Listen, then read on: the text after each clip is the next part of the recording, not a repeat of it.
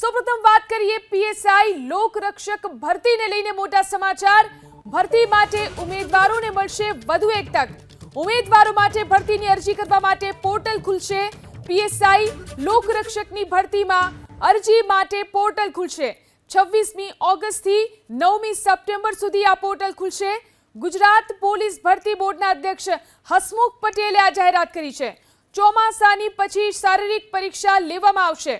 તો પીએસઆઈ અને લોકરક્ષક ભરતીને લઈને આ મોટા સમાચાર છે। ભરતી માટે ઉમેદવારોને વધુ એક તક આપવામાં આવશે।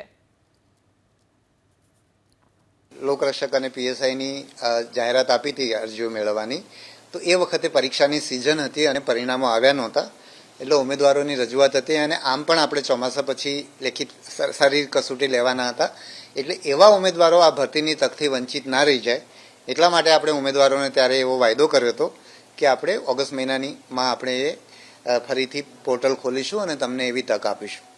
એટલે આપણે 26 ઓગસ્ટથી 9 સપ્ટેમ્બર સુધી એ પોર્ટલ આપણે ખોલી રહ્યા છીએ અને ઉમેદવારો કોઈ પણ કારણસર અગાઉ એમણે અરજી ના કરી શક્યા હોય પણ અત્યારે એ લોકો લાયક હોય અત્યારના તારીખો મુજબ, તો એ લોકો આની અંદર અરજી કરી શકશે।